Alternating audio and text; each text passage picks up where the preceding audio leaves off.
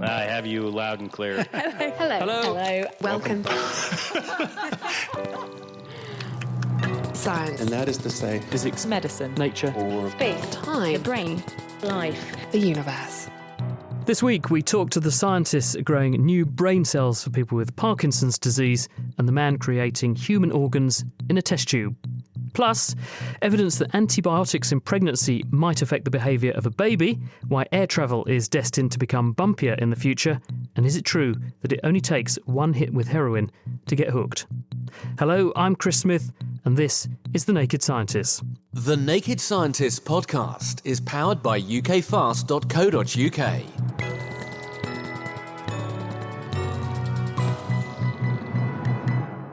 Penicillin has saved millions of lives since its antibacterial properties were first realised in patients more than 75 years ago. Now, literally thousands of tons of antibiotics like penicillin get used every year around the world. But could there be consequences for a developing baby's brain if its mother takes antibiotics during her pregnancy? New research from Canada, carried out on mice, suggests that taking antibiotics changes the spectrum of bugs in the mother's and subsequently the infant's intestines.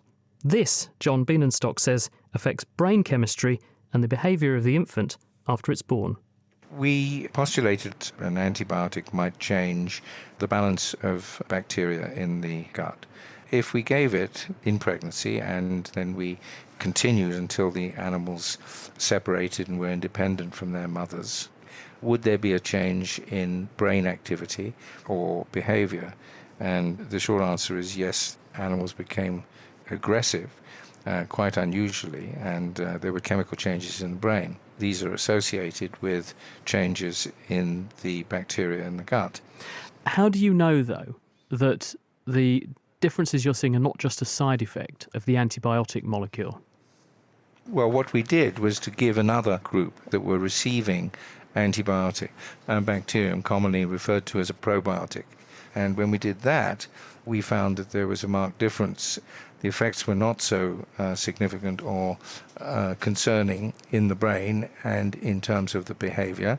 And the changes that we saw in the bacteria in the gut, which were drastically altered by the antibiotic, were actually not seen. So we take this as demonstrating that the bacteria may well be significantly involved in the causation of the abnormalities. And if you look in the brains of the mice that you have treated in this way and seen these changes in behaviour, are there any obvious differences that would account for why they're behaving differently? Yes, and when we do, we find particular changes which are quite dramatic in the frontal cortex, which is part of the brain that actually tends to regulate emotions and reactions in that sense. And those changes are associated with a particular molecule, a receptor, which has been shown to be associated with aggression. So our thought is that those are in fact associated with these behavioural changes. And is this potentially then irreversible? Are the mice, once they're like this, are they locked into this altered behavioural state? We don't know the answer to that. It's a key question because obviously what we're talking about is the difference between prevention and treatment. In addition, we don't know whether the effects that we see are only related to pregnancy or whether in fact separating the experiments into two halves, one in which we treat animals with antibiotic in pregnancy and another which treats only the pups and then looks at in the long term at offspring, which one of these is going to have that effect. We suspect that the results will be that the effect of the antibiotic is in pregnancy. And to what extent do you think, because this is a study in mice, isn't it, what extent do you think this is relevant to humans? It's the most important question. In North America, currently, the statistics show that every child by the age of 2 has received at least 1 or 2 courses of antibiotic. That doesn't mean to say that the antibiotic isn't necessary. It's just a fact. We know very little about the incidence of psychiatric disease, at least the risk for the development of psychiatric disease as a result of antibiotics. We do know that antibiotics are associated with several different clinical diseases such as inflammatory bowel disease, colon cancer, and also, interestingly enough, obesity. But we do not know whether antibiotics in pregnancy have any effect at all. So the epidemiological evidence will be sometime in the coming to either prove or disprove the current results in mice. So it's certainly one to watch, isn't it? John Bienenstock, he's at McMaster University in Ontario, and the study was published in Nature Communications this week. Now, we've seen many recent extreme weather events, from mudslides in Colombia to flooding in Australia, which scientists say are a consequence of climate change. But it's not just the weather that gets affected. The Earth's atmosphere is made up of several layers of air, and they all flow around each other in patterns known as jet streams, and an increase in temperature is going to cause those to speed up. Now, this is very bad news for air passengers, including the 1 million people who are currently airborne at this very instant up there above us, because an increase in the speed of the jet stream will cause more turbulence, and that's going to make flying less comfortable and potentially a lot more dangerous. Tom Crawford heard how it's happening from atmospheric scientist Paul Williams. We've been looking at turbulence over the Atlantic Ocean, and specifically severe turbulence, which is strong enough to hospitalise people, and indeed it does cause many serious injuries every year. What we've been interested in specifically is the impact that climate change might be having on severe turbulence. We can expect a 59% increase in light turbulence, 94% increase in moderate turbulence, and 149% increase in severe turbulence. And that, of course, means we're looking at twice or maybe even up to 3 times as much severe turbulence as there has been historically. So you gave us an example of severe turbulence, sort of saying, this can injure people, but most of us will have only experienced, I imagine, probably light or moderate turbulence, sort of the shaking feeling when your flight starts bobbing around a bit. So what do you mean? Is there a turbulence scale? There is. Scientists have developed a scale, much in the same way that we have the Richter scale for measuring the strength of earthquakes, that we do have a scale for measuring the strength of turbulence. It doesn't have a name, but it's a 7-point scale in which 1 means light turbulence, 3 means moderate, 5 means severe, and 7 means extreme. So just to put some definitions there, in light turbulence, which anyone virtually who's flown will have experienced, there's just a slight strain against the seatbelts. Certainly food service would be able to continue and people would be able to walk around the cabin without difficulty in light turbulence. Let's turn the notch up to moderate turbulence. Now there's a definite strain against seatbelts, unsecured objects certainly being dislodged, walking difficult, flight attendants instructed to take their seats. And now let's move up to severe turbulence. This, by definition, is stronger than gravity. So passengers will be forced violently against their seatbelts. Food service and walking are certainly impossible. And because it's stronger than gravity, any unbuckled passengers and crew will potentially be catapulted around inside the cabin. So it's this severe turbulence that really hospitalises people. And it's the kind of turbulence that is not just an issue about comfort, but about safety. Okay, so we've talked a lot about turbulence and how it, as you've said, it's going to increase in the atmosphere because of climate change. So how is that going to happen? How does turbulence form? Yeah, that's the million-dollar question. What it all boils down to is something that meteorologists refer to as a wind shear. And that's a complicated term, but it means something very simple, which is simply the fact that the higher up you go in the atmosphere, the windier it gets. So, for example, anyone who's ever climbed up the Eiffel Tower will know that when you're at ground level, it's usually not very windy. And by the time you're about halfway up, usually it's getting quite windy by that stage, but certainly by the time you reach the top of the Eiffel Tower, usually the wind is blowing very strongly, and that's a wind shear. And in fact, we know that this effect, the increase of wind speed with altitude, takes place from ground level, not only up to the top of the Eiffel Tower, but beyond, all the way up to many kilometres, maybe 10 kilometres high, to form the jet stream. And it's instabilities within those wind shears that generate turbulence. In simple terms, what climate change is doing is that it's not warming the atmosphere uniformly. The different parts of the atmosphere are warming by different amounts, and specifically at 30 to 40,000 feet, where planes tend to have their cruising altitudes, the low-latitude tropical regions are warming more than the high latitude Arctic regions. And so the temperature difference, the north-south temperature difference across the Atlantic Ocean, is becoming stronger because of climate change. And it's that temperature difference that drives the jet stream. And as it becomes stronger, the jet stream is becoming stronger, the wind shears are becoming stronger. And that's the physical mechanism by which climate change is driving stronger and more frequent turbulence. And just with everything we've discussed, it almost seems to me like this could be the first sort of real life experience of climate change affecting people now.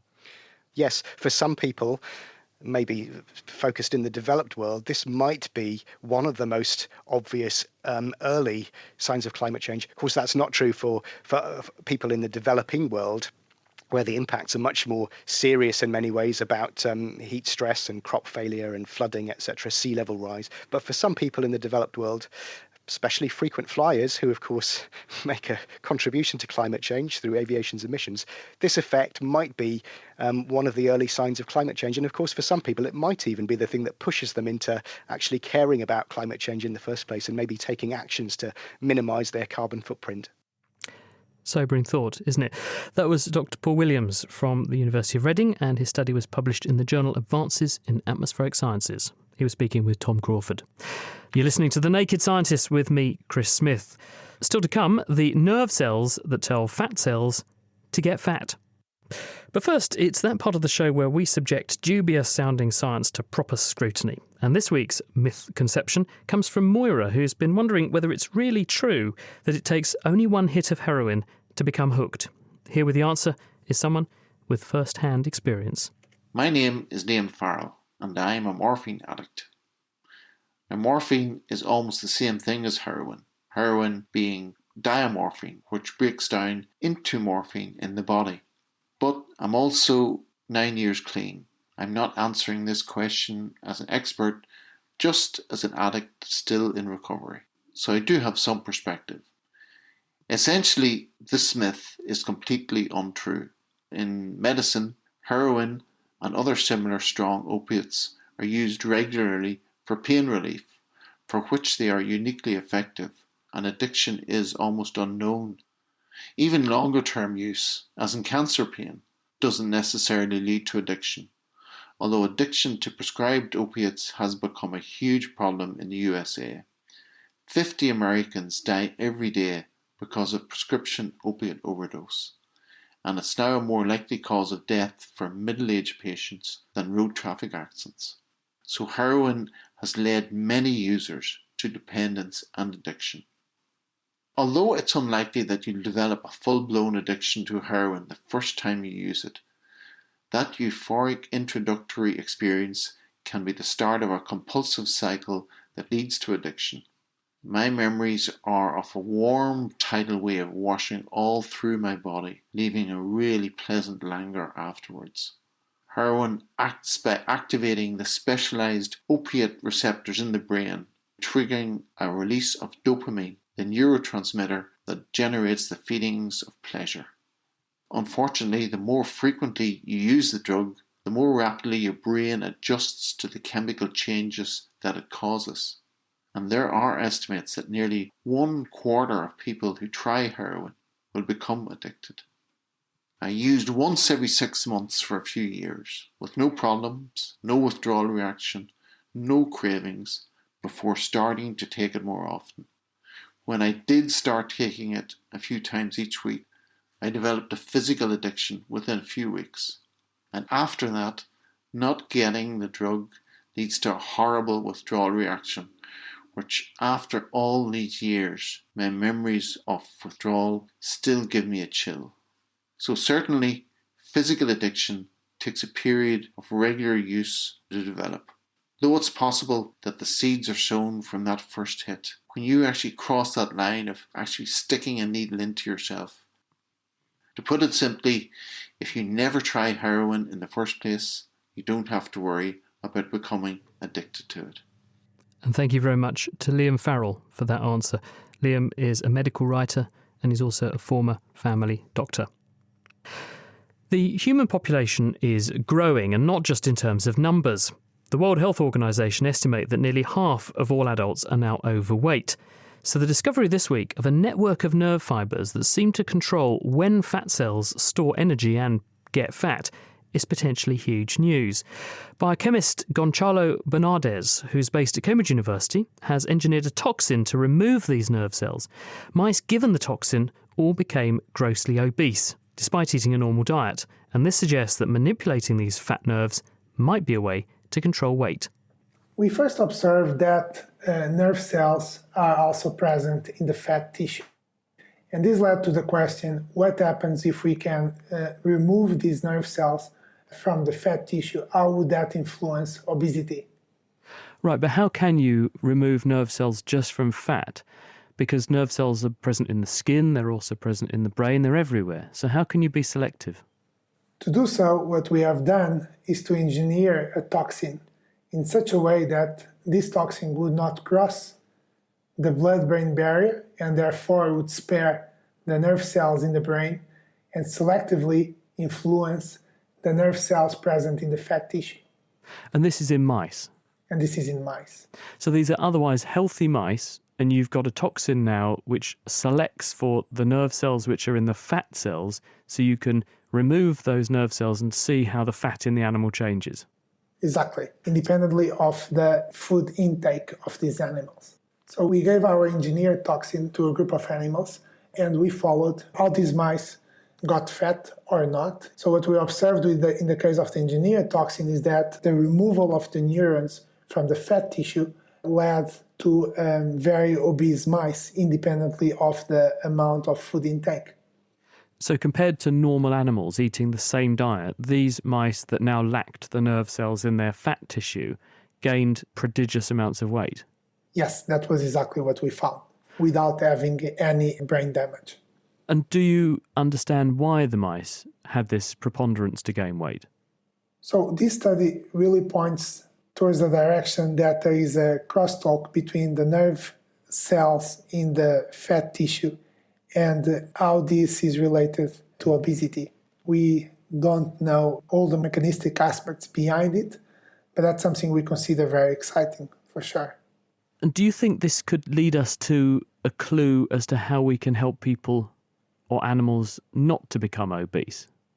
We are using these findings to do exactly the reverse.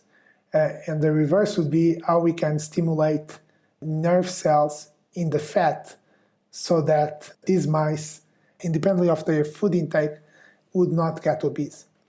And are they relatively easy to stimulate, these nerves? Is there a drug that you could administer that mimics the signals from the nerve cells into the fat cells to make this happen? Yes, there are drugs that have been used that can stimulate nerve cells. And these are the drugs that we are currently designing in a way that they can specifically stimulate the nerve cells in the fat while sparing the nerve cells in the brain. And do you think that in humans the same thing might be happening, or at least there might be a contribution from the nervous system leading to people gaining too much weight? I think you phrase it very well in a way that when we go from smaller organisms to higher organisms, such as humans, there is always a certain degree of complexity that is involved. What we are convinced is that there is a contribution from the nerve cells present in fat we can use to try to modulate in humans. Gonçalo Bernardes, and he published that work together with his colleagues in Portugal in the journal Nature Communications. Now, do you remember last year's big craze, the Mannequin Challenge? Or what about the Harlem Shake? Or maybe the Ice Bucket Challenge? Now, the chances are you probably recall at least one of them, and that's because they all went viral. Tom Crawford decided to find out if there's any science behind why things become popular like this, so he spoke to Jonah Berger, who's Professor of Marketing at the University of Pennsylvania and also the author of the book Contagious. We see things catch on all the time, and we might think it's random or it's luck or it's chance, but there's really a science there. It's driven in part by word of mouth, what people share with one another, but also merely seeing others do something can lead us to do it and lead that things to catch on.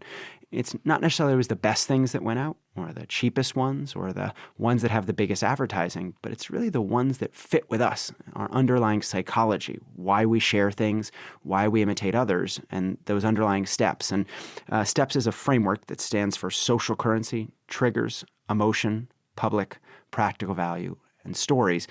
And each of those is a reason that drives people to share or why we imitate others and leads all sorts of things to catch on. You mentioned their steps and these sort of 6 factors. So I guess let's talk a little bit more about each of them. The first part of the STEPS framework is the idea of social currency. And the simple point there is the better something makes us look, the more likely we are to share it with others. So, for example, there's a great restaurant in New York City called Criff Dogs. It's a hot dog restaurant. But once you finish eating your wonderful hot dog, in the corner of the room is a phone booth. And if you walk inside, and there's a rotary dial phone on the inside, and if you stick your finger in one of the numbers and go around in a circle and hold the receiver up to your ear, the phone will actually ring, and they'll ask you if you have a reservation. And essentially hidden inside this hot dog restaurant is a bar that you walk in through a phone booth. Never advertised. They're hugely successful. And if you think about why, the simple reason is it's a secret, right? And the first thing we do when someone tells us a secret is, well, we tell someone else, right? Because it makes us look really good to know things that make us look like insiders, make us look like smart, special, in the know. If you look online, for example, most things people share are positive.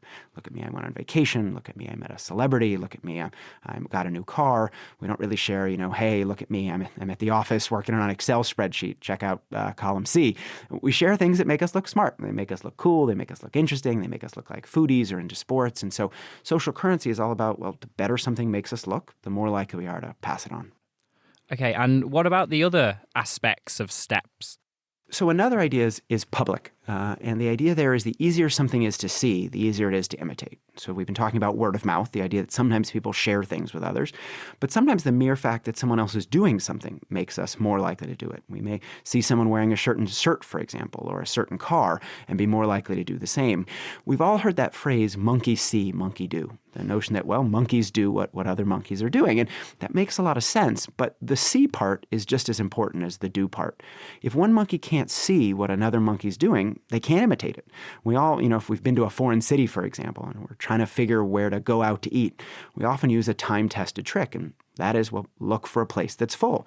We assume if it's full, it must be pretty good, right? We're using others as a signal of information. They don't need to tell us that it's good. The mere fact that the restaurant's full, we use that as social proof, as information that it must be good. But notice we can only do that if we can see inside the restaurant. If we can't see it, we can't imitate it. Is that almost perhaps an evolutionary trait in humans to sort of follow the crowd? Think about how difficult it would be if we couldn't use others as a source of information. If every time we made a decision, we had to do it entirely independently of everyone else. If you moved to a new city, you had to find a car mechanic. You had to go by mechanic to mechanic to mechanic, ask them how good they were, ask them how much it would cost, even give them a trial run to see if it was any good. Life would be impossible. And so other people are a simple shortcut that often make choice faster and easier. And so certainly there's an evolutionary advantage. It makes life better and easier to rely on others than simply relying on ourselves. And what about the thought that sometimes people want to be unique and want to be original and sort of differ from the crowd? It's a great question. And actually, my most recent book, Invisible Influence, talks exactly about this tension. On the one hand, we want to be similar to others. Others is their signal that something is good, and we want to be a good member of the group. We want to fit in. If we're out to dinner, for example, and we want to order dessert, but no one else wants to order dessert, we probably skip it, mainly because we think people look at us funny if we're the only person at the table ordering dessert. So lots of time we go along with the crowd and jump on the bandwagon. At the same time, we also don't want to be exactly the same as everybody else, right? We've all had that feeling where we wear a similar shirt to someone else at a party or event, and we go, oh, God, we're dressed exactly the same, and we don't like it. We don't want to be exactly the same. And so we do, as you noted, have a drive for differentiation, a drive to be unique, to stand out. And so these two things seem like they're opposing, right? The drive to be similar and fit in, and the drive to be different and stand out. But often we choose in ways that allow us to do both at the same time, or be what's called optimally distinct, right? We buy the same car, but a different color, allowing us to signal that desired identity, right? To be part of a group, to signal something we want to communicate, but also to feel different. So we can point out a way in which we're unique and separate from everybody else. And just finally then, if somebody is trying to make something popular, what's your sort of top tip? Yeah, I think, again, when we want to make something popular, we think it's just luck, right? I think it's all about, getting lightning in a bottle or something along the lines. But it's not. There's really a science there. And so I would say that one tip is understand why people do what they do. Don't think about the technology, hop on social media and think that's the key. The key is really the psychology. Why do people talk and share in the first place? If we understand that, if we understand how social influence works, then we can get anything to catch on. We can craft more contagious content, we can build more successful products and ideas, and we can get our stuff to become more popular. Well, we'll bear that in mind in the Naked Scientist production office. That was Jonah Berger there, and he was speaking with Tom Crawford, and his new book, Invisible Influence, is out now.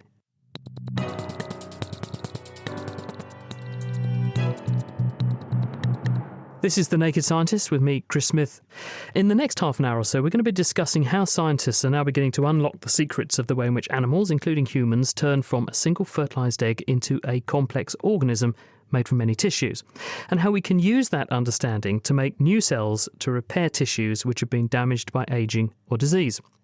Coming up, we'll hear from a scientist turning embryonic cells into new nerve cells to treat Parkinson's disease, and I'll also be talking to a researcher who can grow new miniature organs in a test tube so he can diagnose diseases and test drugs more safely.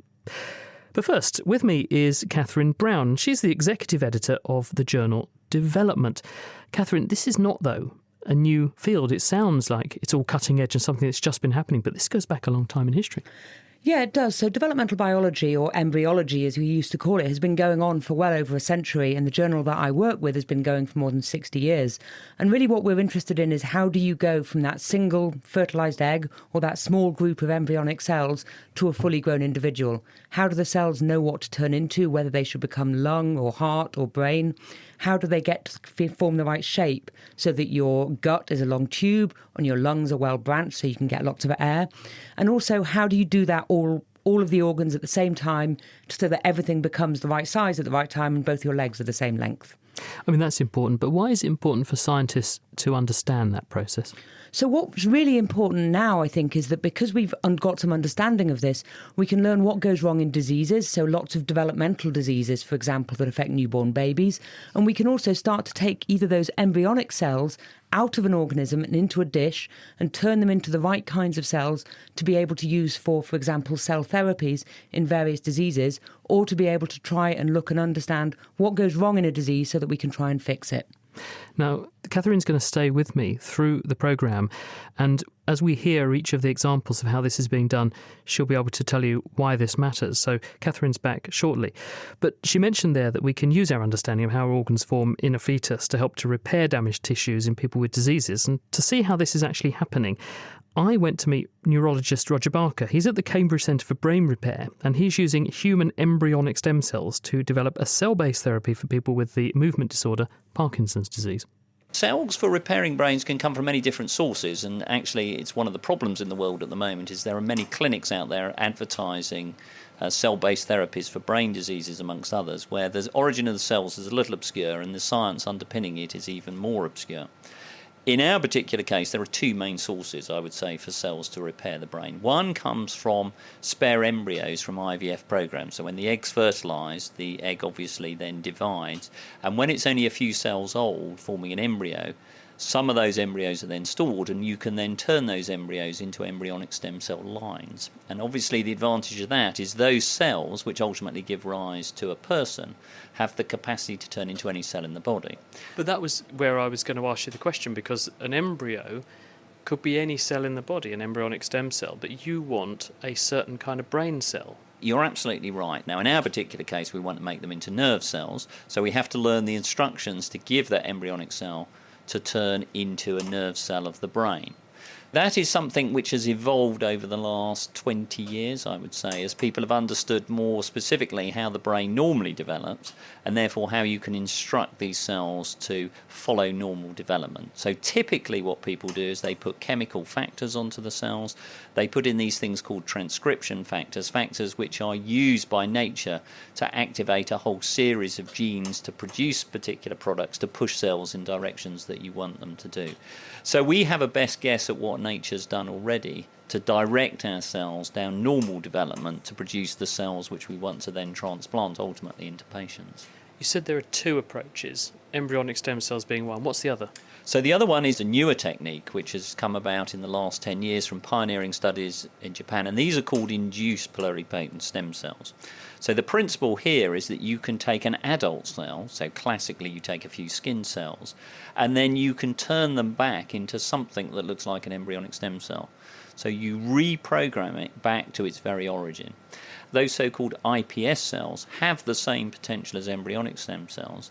They have less ethical baggage, if you like, attached to them because of their origin, but they are newer. So the science is a little bit lagging behind where we are with embryonic stem cells. And is that why you're going down the embryonic stem cell line route at the moment? That is the reason we're choosing embryonic stem cells, because they've been around for longer and our techniques work more robustly with those. Ultimately, iPS cells may be the preferred option, and one of the areas people are particularly attracted in is this so-called idea of using the patient's own cells to repair their own brain. Now that is a very attractive idea. There are a number of problems with it. The first is the cost, because in order to make a personalised treatment for you, it would probably cost somewhere in the region of £2 or £3 million currently. And the other key problem is, of course, you developed Parkinson's disease in the first place. So now I'm going to make some dopamine cells from your own cells, your own genetic background, which gave you Parkinson's disease in the first place. So there's a worry that you will now develop Parkinson's disease in the cells that I've put in to treat you for your Parkinson's disease. Which means your rationale for using embryonic stem cells may be a sound one. Is that what's in the dish on the microscope here? Well, what we've actually got here is embryonic stem cells that have been partially differentiated. So in this particular image we can see here, they're not embryonic stem cells, they're cells which have now been moved into a neural precursor cell state. So essentially, are you fooling it into thinking it's in a developing embryo in the place where the brain would be surrounded by other brain cells, but you're simulating that sort of chemical milieu, and the cells are fooled into thinking they have to turn into something like that? That's exactly so. So you're trying to convince this cell that it wants to turn into a brain cell. And then the next trick you're going to have to do is say, well, I don't want you just to turn into any old brain cell. I want you to turn into a particular brain cell, which in our case, we want to turn them into dopamine cells. And you can do that? We can do that, and we think that we can now generate reliably with this technique large numbers of dopamine cells of the type lost in Parkinson's disease. And when you say large numbers, in a patient who has Parkinson's disease and you want to treat them, how many cells are you going to need? Probably not many. So in Parkinson's disease, you actually lose 250,000 dopamine cells on each side of your brain, and that's what gives you the Parkinson's disease. So in theory, if you can replace 250,000, which sounds like a lot, but in the context of 80 to 100 billion, which is what you have in your brain, that's not a lot. How do you get a cell into the brain? That's pretty easy. Essentially, in order to transplant them in, what we do is concentrate the cells into a little vial. They're then taken up into a specialised needle, and then in neurosurgery they make a little hole through the skull. They locate where they need to implant the cells, and then they essentially put the needle in and put little droplets of cells along various tracks of where we need it. And what do the cells then do after you put them in? So once the cells are implanted, some of them will obviously die, but what the majority will do is that they will sit there and then they will slowly turn into what we want them to turn into, which is the dopamine cells. So they will take on the characteristics of a dopamine cell. They'll put out a process which then makes contact with the patient's brain. The brain's own cells will make contact with it, and then it will slowly mature. And so one of the interesting aspects, if you like, is it will take a long time to see the maximum effects, because this cell has to bed down, differentiate into its final type of cell, and then integrate and mature. So in the case when we've used not embryonic stem cells, but we've used fetal dopamine cells, it can take 2, 3, 5 years for those transplants to have the maximum effect.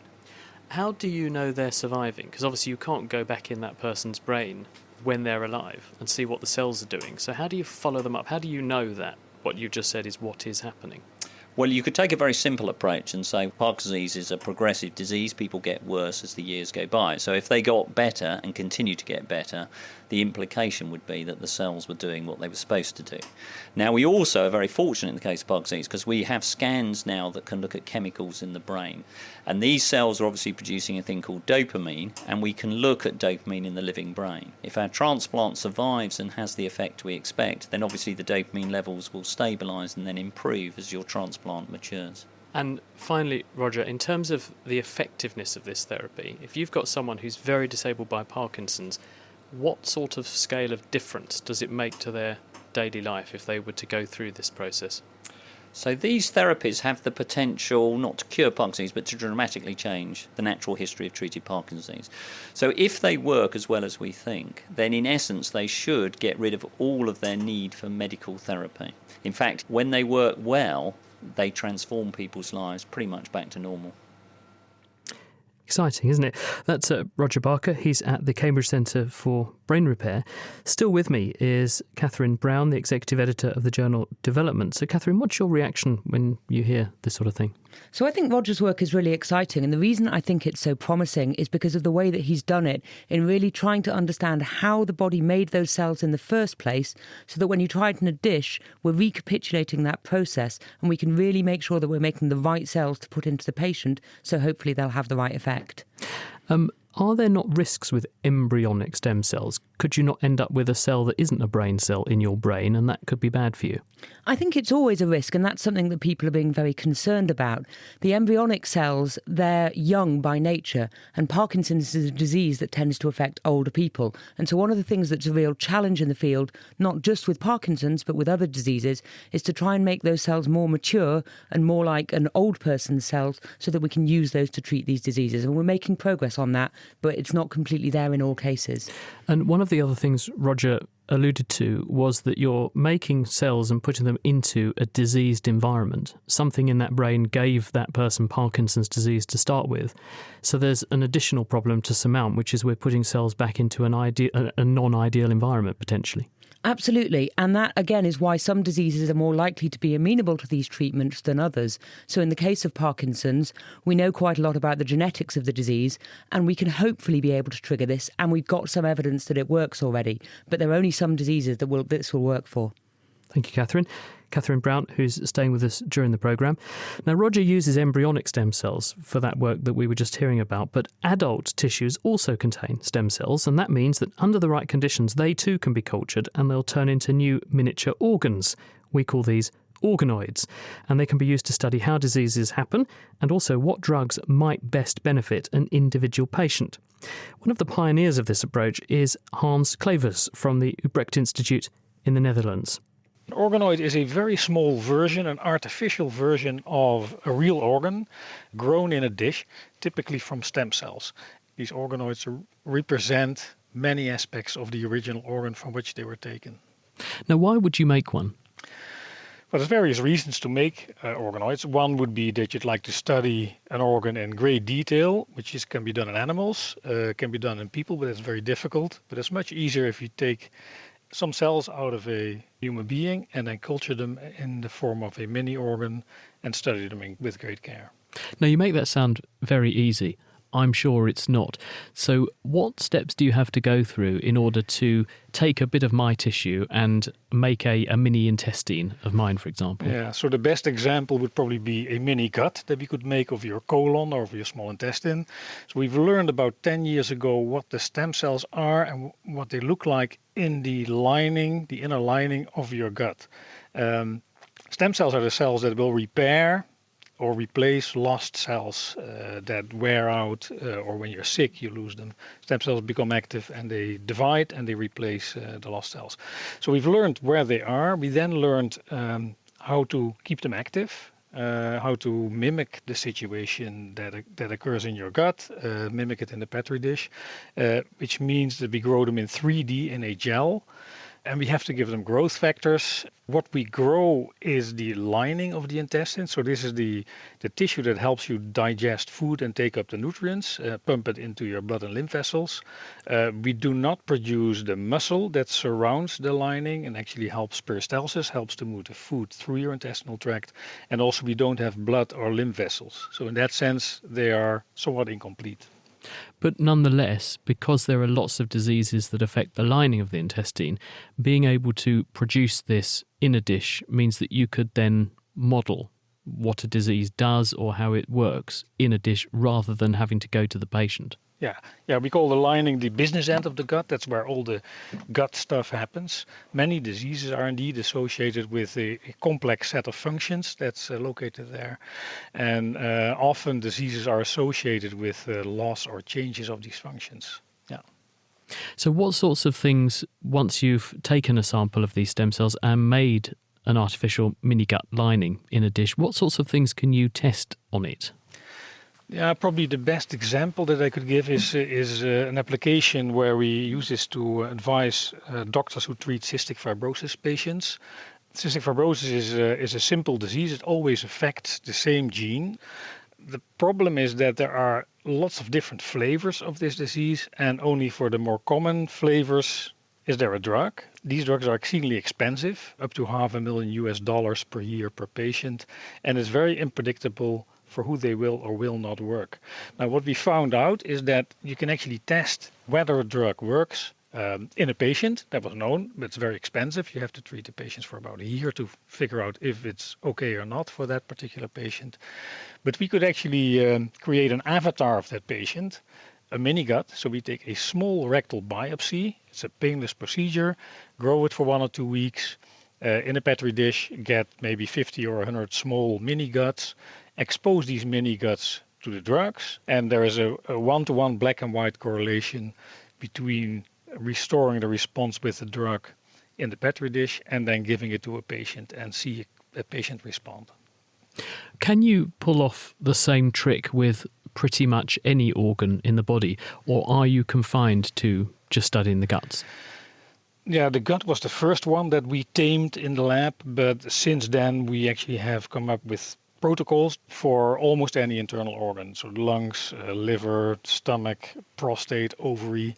In all cases, if we play around with the conditions a little bit, we can come up with conditions where the stem cells from that particular organ will make a mini organ in culture.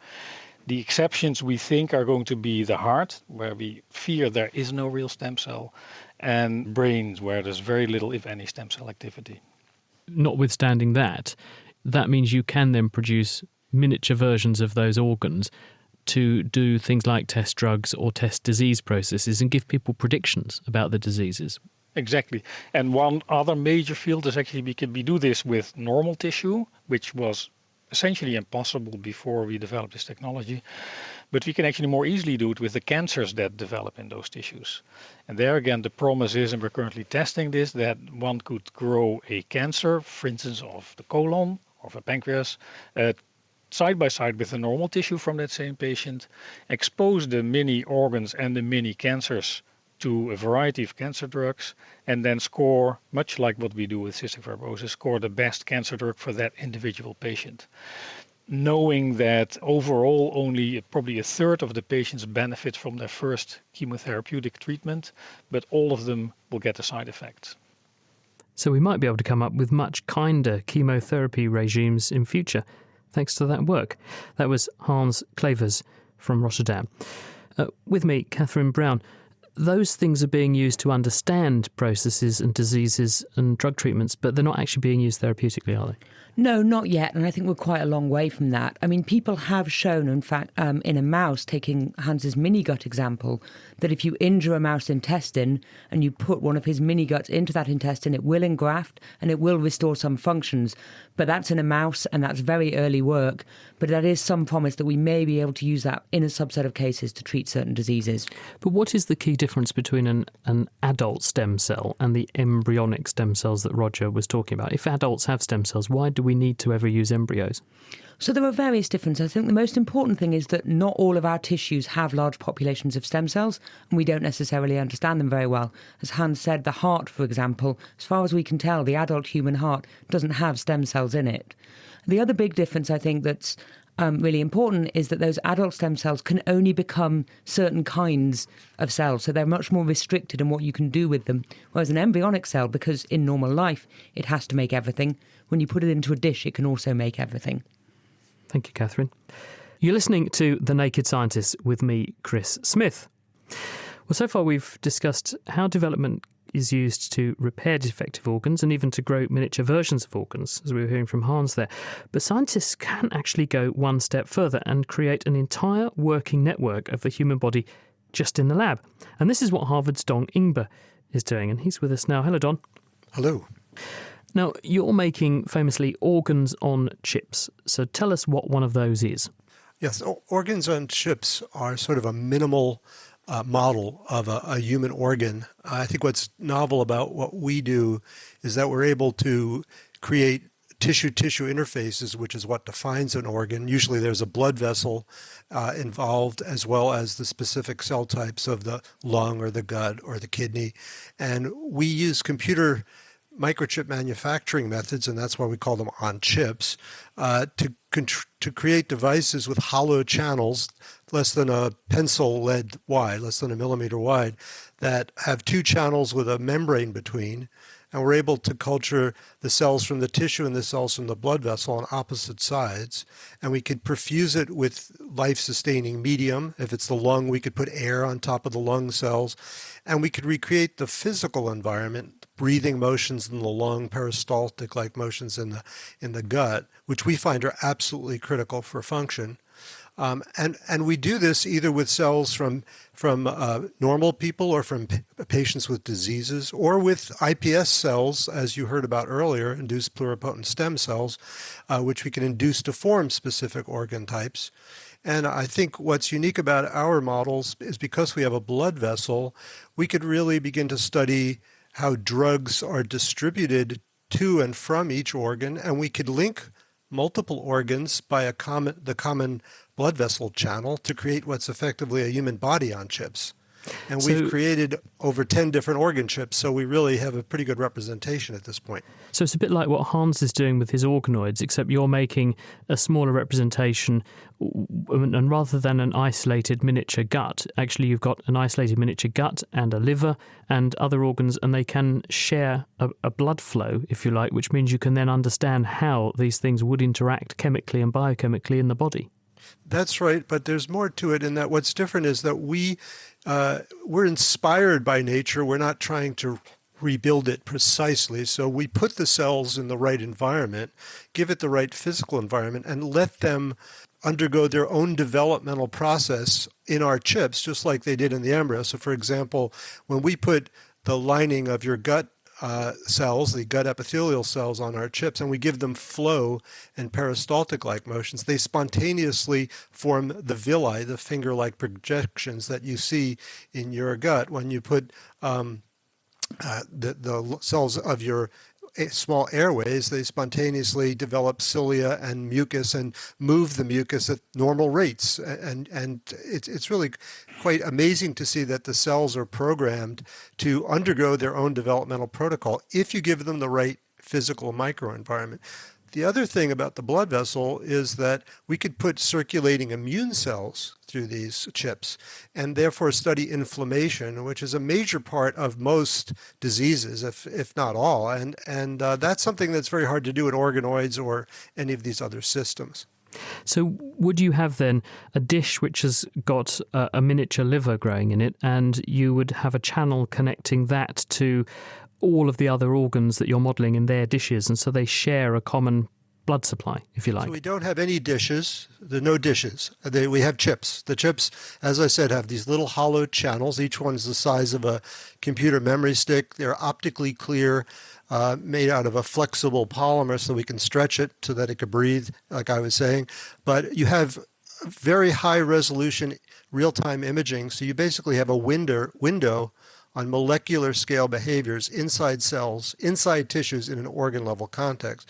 We then transfer the liquid from one blood vessel channel chip to another. So for example, we might have a drug we put through the lumen of the gut chip, take the outflow of the blood vessel channel and move it to a liver chip and a kidney chip and a bone marrow chip and a blood-brain barrier chip and a heart chip and so forth. And we can transfer back and forth.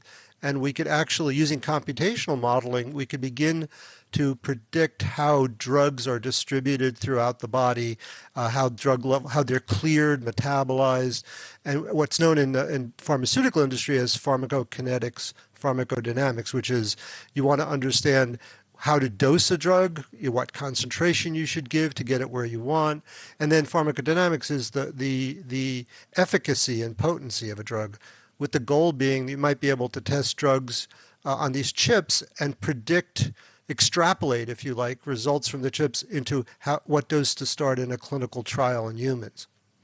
And I suppose at the moment a lot of that work is being done in animals, which are not necessarily the best model in all cases for certain drugs to test. And therefore, if you have a more relevant way of modelling how these chemicals might behave, then that's got to be a good thing.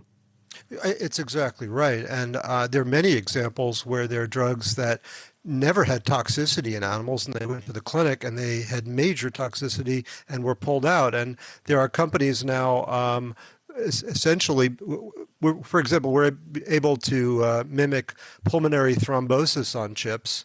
And we see this with drugs that failed in clinical trials for that reason, where they never saw it in animals.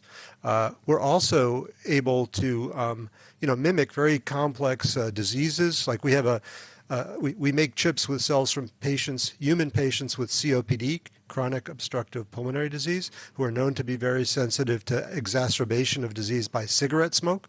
Then we developed a cigarette smoking robot, and it literally takes real cigarettes, puffs them, and the smoke goes into the chip. And we recapitulate the phenotype seen in patients. They're much more sensitive to cigarette smoke in terms of inflammation and injury compared to normal chips. And can you then look at knock-on effects beyond just the lung? Because that's the other interesting thing about smoking, is that it doesn't just affect your lungs where the smoke goes. Every organ sees the chemical byproducts of smoking, and therefore there are disease consequences for everything. So can you see that? We haven't looked at that yet, but we can measure metabolites we can easily do that by linking the chips together.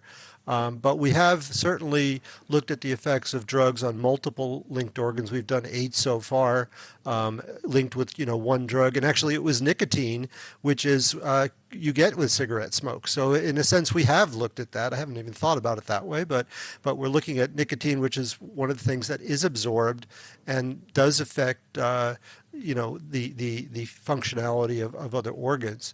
But that is the idea. The other part of this is that you can imagine taking iPS cells that you heard earlier, these stem cells, adult stem cells, from a group of patients who are genetically similar, and then developing a drug for that genetic subgroup, and then using that group for a small clinical trial, which could greatly shortcut the whole process of drug development, where now they usually do large groups, fail, have to search for a subgroup, and if they're lucky, find it and do a small trial and then get approved. So this really can turn drug development upside down. Well, thank you very much for joining us to talk about it. That was Don Ingbert from Harvard University. Still with me, Catherine Brown from the journal Development. Catherine, what are your reactions to that? So I think, again, this is really future-looking work, and what's particularly exciting is that we can actually start to look at things in a systemic way, look at multiple organs together, and try and figure out what happens when you take a drug which is probably intended to act on one particular cell, what's happening to all those other cells, and whether there might be negative consequences. And the other thing I think is really exciting is that we can do this with human cells, because so much of what we've done in the past, both from developmental biology and also when we're looking at disease, is use animals as a proxy for this. And being able to look at humans, both from both of those perspectives, I think is now really important and should really drive those fields forward. The one thing that Don didn't mention is whether or not he can model the microbiome, because we've heard a slew of news stories in recent weeks to years about the role that the microbes that live in us and on us play in helping the body to develop, things like the blood-brain barrier and so on, with this story about penicillin in pregnancy. So I suppose one ought to consider also that there's a lot more to development than just growing cells in a dish. There's a three-dimensional environment, there's also a chemical environment and outside influences, like Don was saying, with stretching things and so on. Absolutely, and that's something that's really important and really up and coming in the developmental biology field at the moment, is our understanding that if we stretch or compress or poke a tissue, that can actually change what happens to those cells. And similarly, those bacteria, we know they're sitting on your gut lining and we know they're doing important things there. And we actually are beginning to understand they're not just doing important things in the adult, but they're doing important things in development in order to make your tissues what you need them to be. Now I'm going to put you horribly on the spot now, just with your horizon scanning editorial hat on. What do you think are going to be the really big things up and coming in your field, either this year or, in the next couple of years or so? So as I've already said, I think the fact that we can use human cells to try and understand this is really exciting. I'm a developmental biologist, and so one of the things I'm really interested in is what is it that makes humans different from other animals. And one of the things that people are already starting to learn about, but we're going to get much more in the next year or two, is, for example, why is it that the human brain is so much more bigger and so much more complex than the mouse brain? What makes it grow big, what makes it fold, and what makes us able to do all the things we can do that other animals can't? Catherine, thank you. It's been a pleasure. Catherine Brown from the journal Development. And thank you to our other contributors this week. And now it's time to finish with our question of the week. And Izzy Clark has been sounding out this inquiry from George. When watching a film or documentary, a falling bomb or a missile always has a descending sound or a whistle. Why is this? Does it mean that if the missile fell down a bottomless hole, the sound would go subsonic? From blockbusters to cartoons, we all recognise that descending missile whistle. But does it really happen in real life? Here's Professor Peter Main from King's College London to sound out George's question. Most of the missiles shown in documentaries or films refer to the Second World War. And for the typical height of those bombers, the falling missiles are accelerating, but not sufficiently to break the sound barrier. That means that, apart from a relatively gentle whoosh, they would not naturally make any sound. However, it was in the interests of the bombers to terrify those under attack, so often an artificial whistle was incorporated into the missile. You heard right, they added a fake whistle. But what does that mean for missiles that travel in this hypothetical endless hole? If the missile could fall under gravity further, accelerating all the time, after falling about 5,000 metres it would reach the speed of sound and would then emit a sonic boom, just as supersonic aircraft do when they fly at speeds greater than the speed of sound. This happens when objects travel faster than 343 metres per second. The air molecules are pushed aside with such a great force that it forms a shockwave. It sounds a bit like a thunderclap. So how does the missile sound relative to the pilot? In principle, if the pilot of the plane could have heard the whistle, he would have heard it in the way described as a high-pitched sound falling in frequency according to the well-known Doppler effect. This is the same effect as when, say, a police siren changes pitch as it approaches and then passes by, and is due to the motion of the object compressing the wavelength of the sound as it approaches the observer, that is, increasing its pitch, and stretching it as it moves away. Someone on the ground would actually hear the pitch increase. In other words, it sounds higher and higher as it approaches. So that means those beloved filmmakers are using the wrong sound. Well, that's because the sound has nothing to do with bombs or missiles. It's a special effect created in the studio. The particular sound, with the frequency of the whistle falling, has become a cinematic convention, which explains its common use in many films. Well, thanks for clearing that up, Peter. Next time, we'll be answering David's colourful conundrum. While walking my dog in the evenings during the holiday season this year, I noticed I was unable to focus on and clearly resolve the dark blue LEDs in Christmas tree lights or fairy lights. For all the other colors, I could resolve the shape and even the texture of the individual light bulbs, but with these deep royal blue LEDs, all I could see was a hazy blur. Why is that? And if you can shed some light on that phenomenon for us, then do email me. It's chris@thenakedscientist.com. You can also find us on Facebook. You can tweet @NakedScientists, or also you can join in the debate on our forum. That's at thenakedscientist.com/forum. Now that is it for this week. A very big thank you to Tom Crawford, who helped put the programme together. And do join us next week when we'll be asking, would you get your genes sequenced? We're investigating the good, the bad and the ugly side of genetic testing.